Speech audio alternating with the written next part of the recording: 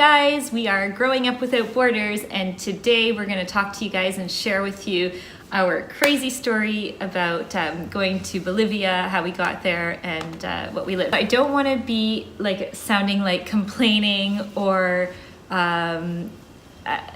I'm trying to say is this is our story, this is what we went through, and this is what I'm going to talk to you guys about because it's our story, so I can't change it, right? So we're going to start by explain to you guys how we got there. So if you followed from the last video, we crossed the Atacama's desert in a Jeep, and it took about 7 hours to cross. And at the very end of our bus ride, Angelique got sick all over herself, which meant, you know, it smelled really bad, and we had no washrooms to really go wash up in, and we were like hurrying up because we wanted to go see the salt flats and get some really cool pictures, and then we wanted to get onto this bus. And long story short, we got onto the bus, and it was like an overnight bus. Other buses that we took in all these other countries were super nice and super comfortable and great, so we thought, well, why not take an overnight bus? It's gonna be fine.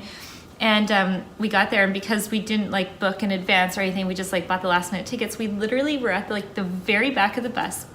There was like no bathrooms on this bus, like there was, but they were locked up so you couldn't get in.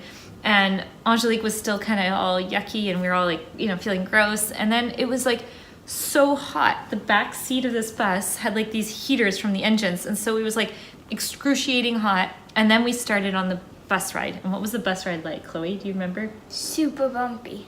What did it look like? It was like this, like it was so bad, so bad. And then you guys were feeling sick. Do you remember that? They were like, "Mommy, I don't feel good. I don't feel good." So I had to like stop the bus, and then we had to get out of the bus and just like get some air. And it was a nightmare, and we hardly slept for the night. I mean, it was really bad. Do you remember it?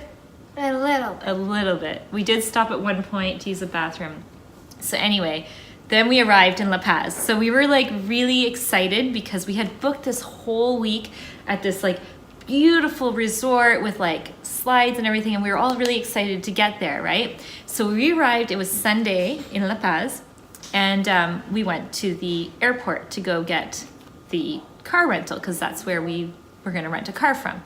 And La Paz, do you guys remember what La Paz looked like a little bit? So La Paz is like this ginormous big city, and it's like 4,000 meters high or something. Yeah, it's at 4,000 meters. And then like you have the very high points, like the airport was like at the very top, so it was like super high. Like I think it was like one of the highest airports in the world, right? Yeah, it's one of the highest capitals in the world too. It's a big, huge city, and it goes like almost like in a bowl, right? So there's homes everywhere, all the way like almost like in a U shape or in a, I don't know, it looks like some big meteorite hit it, and then there's like a big, huge hole and homes everywhere.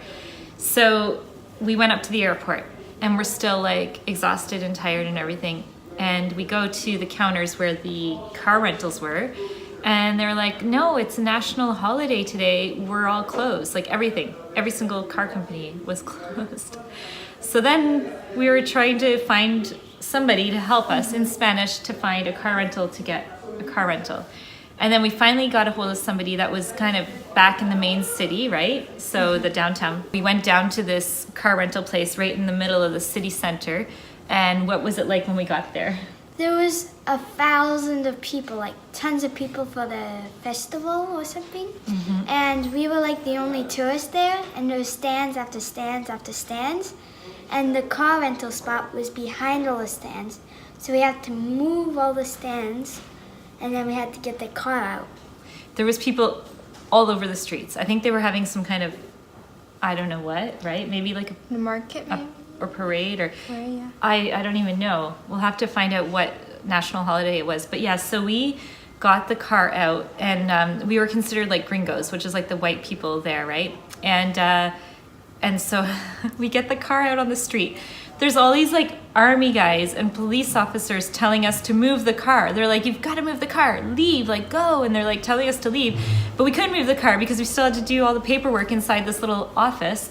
So I ran in to do all the paperwork and get everything. And I thought I had a great deal on this car. And I came out and I'm like, "Okay, here we go." And Tyler's like, "Wait, what's the price?" He's like, no, that's not the right price. So then we were like, "Oh no." So we're having this like big discussion almost an argument with the lady who booked the car with us, and he starts taking everything back out of the car. So all of our suitcases and everything, the army guys are like telling us to leave, and we were all like, no, we just want this car and we want to get out of here and go get showered up and checked into this nice place. So it was like kind of like one of these moments where you're just like, what is going on? And then finally the lady calls her manager, and then all of a sudden we got the correct amount, and so we didn't pay the tourist price on the car rental, and off we go. So it was about 2.5 hours more to get to our final resort destination, and off we go all along these like crazy mountain roads, right, Julia? What was it like? It was nice mountain scenery, and we went by the Death Road, which was really cool to see. What is the Death Road? Death Road is this road that's like super narrow and tiny, and like there's a cliff, so you can die on the road. Like, You yeah. can fall off. If you guys have ever seen videos on that, you can search it on YouTube. It's like the Death Road. So like, and some people have drove, and it used to be the road, and now people go on this other one. So we went right by it, and now people go down on like motorbikes, or they go on their mountain bikes, or they still ride it, but in a different manner, right? So it is a death road, and it has that name for a reason. We arrived at this beautiful place kind of in the middle of the rainforest slash kind of like the middle of Bolivia, or not the middle, but somewhere in the middle of nowhere. And this is at my meltdown point. So I don't know if I was like super tired, or I just like had enough, or we were just like exhausted, but I was so looking forward to arriving, getting installed, and just like relaxing for a week and having internet and being able to work. And the internet didn't work, and that just like threw me for a loop. Like I just was like, I think I was almost in tears, or I was in tears. I was just like, I just can't handle it anymore. I just want to go home. I just want to have like normal internet working. Needless to say, it just kind of like forced us to disconnect, which was super stressful, but we did it. And I had actually my first sale that I did strictly by email, without meeting the company, without talking to them on the phone, which is very rare. I usually talk to everybody unless it's somebody that has done business with us in the past. But in this case, it was like a brand new referral company. It was just like a strict, yes, let's get going, and everything was done by email. So I was really surprised. And anyhow, so describe to us, Chloe, what the place was like. So when we got there, it was very exciting because there was lots of water slides. We thought it may have been like just a couple, but there was like a lot of them. That was really nice, right? Yeah. And did they crisscross and everything? I remember like some were above, Yeah. some were below. Yeah, I think so. And then what was it like for you? It was nice, like where our like unit was. It was like 2 sets of bunk beds and then a double bed, so there was a lot of room. It was nice. It was like a little cabin, right? It had a Yeah. little bit of a kitchenette, although there wasn't any grocery stores to buy any food, so that was a bit of a challenge, right? There was a restaurant there, so we could eat meals at the resort. And tell us about who we met there.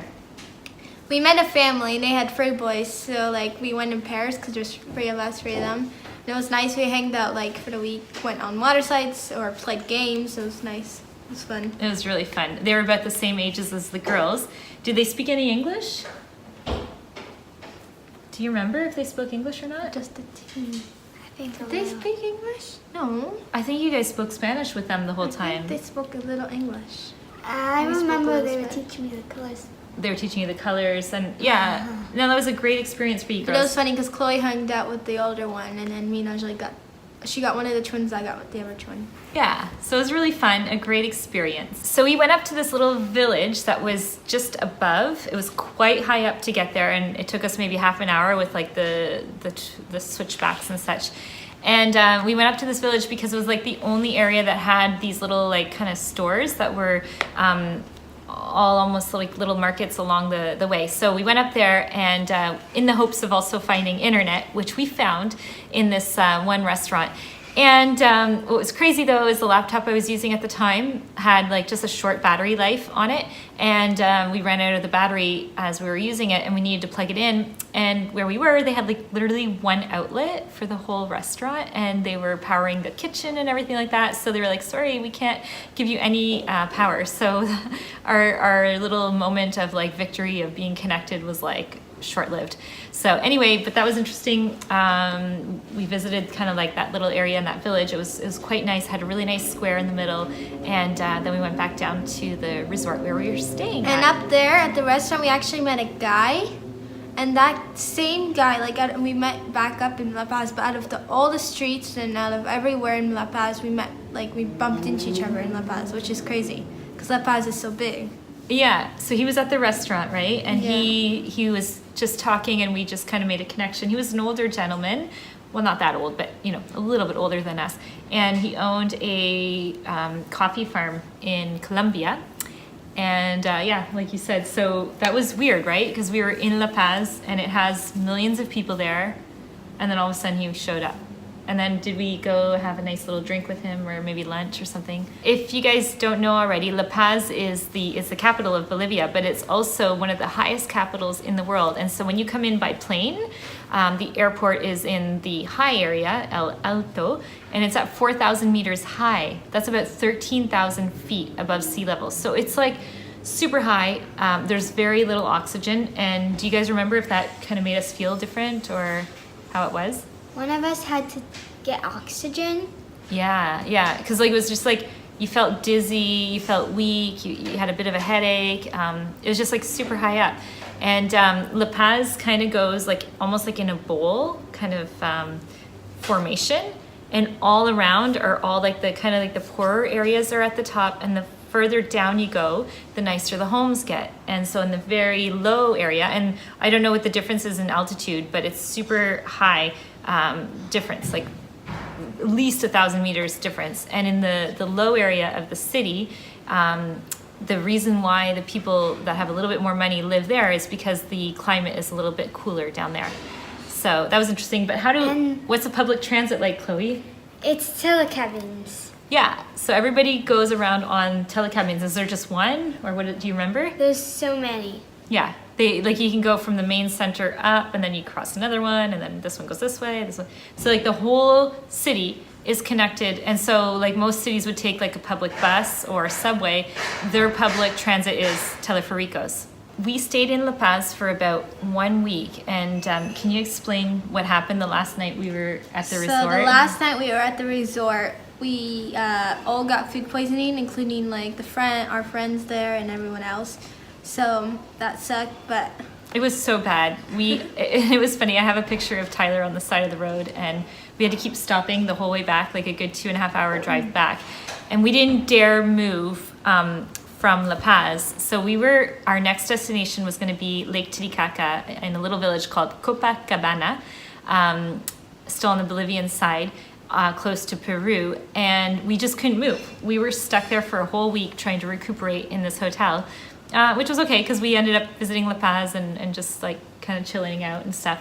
And then that was our first kind of introduction to the coca leaf, right, T? Do you remember that? Coca leaf helps you to get the headache down because the pressure of the air. And it's actually illegal in America and some other countries in South America.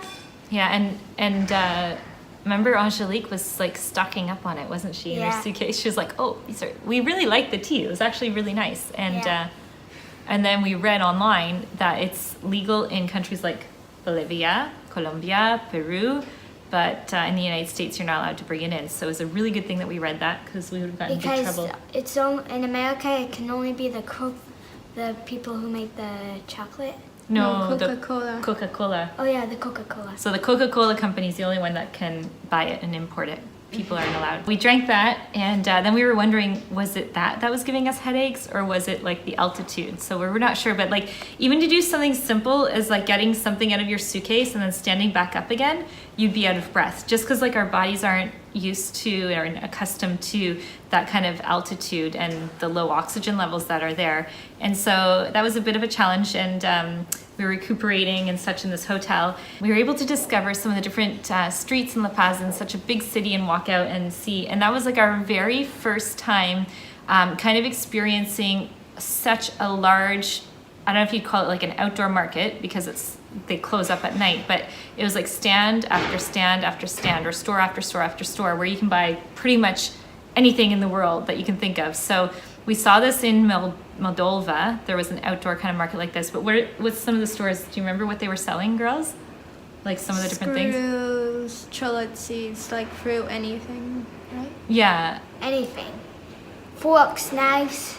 Everything you can think of, you can buy at these like outdoor markets on the stands all along. So we walked and discovered some of these different places. Some of the things we did while we were there is we did ride up and down the telefericos quite a bit. So the one day we went all the way up, and up above I remember seeing some dogs, I think, and there was like a few animals up at the top. And remember, there was like a really pretty church, like this beautiful church, small little church up above. And we were super high up at this time. And remember, Angelique, she came into the video because she spotted something really cool as we were going up. What did you find? Well, there's like these two cliffs, like going slower, like into one. There's a car in the middle of both of them. Yeah, we have no idea how that car got in there because it was like literally this way, right? So we'll show you a picture of that. That was really crazy. And we saw that going up the teleferico, right? Yeah. We also went all the way down to the bottom area. Yeah. Do you remember what it was like down there or no? No. Not really? I do. There was like this shopping mall. Like we went there to see a friend or visit somebody. And when we were down there, we went to the shopping mall. And there was like a whole bunch of, like, oh, there's some shopping malls. Nice. There's some like, things to do, like virtual reality or like race car you guys things. flew a helicopter or something, didn't you? Like one of those No, virtual... we went on a something like roller that. coaster, like a... There's all these different... rolling ball behind us. Yeah, like we did all these different little games or whatever down there. That was fun. And I think the shopping area was like brand new. It was like it felt like very much more modern and such from up above. We were still kind of uneasy, and we were going to take a bus from La Paz all the way to Copacabana, but we just couldn't do it. We were still not well enough and not feeling good. So we ended up hiring a taxi. And then that way we were able to like be like, stop, baño público, let's go use them really fast. So anyway, lesson learned though, when you're traveling to these countries, like it's something that can happen. So it's best to have like either antibiotics or some kind of medicine. And I didn't realize that we could just walk up to any pharmacy and just grab antibiotics. And I think when we arrived in Copacabana, we ended up doing that. And that way we were able to kind of just recuperate and get better faster. So we had a lovely time though. It was really nice to see La Paz. I'm not a huge fan of massive big cities just because I prefer the small little areas like Copacabana. Actually, that was just like a beautiful little spot. And but it was still nonetheless really cool to see, really cool to experience being at such a high altitude and think like all these people live here year round. Obviously they're accustomed to it, but it was wonderful. So if you want to follow along the journey and see where we ended up next and where we were off to, make sure you click the little subscribe button and the notification bell. We always love to see in the comments below like where you're watching from and some of your feedback. So make sure to drop a comment to us and give us a big Thumbs up. thumbs up, and we'll see you next time. Bye. Bye.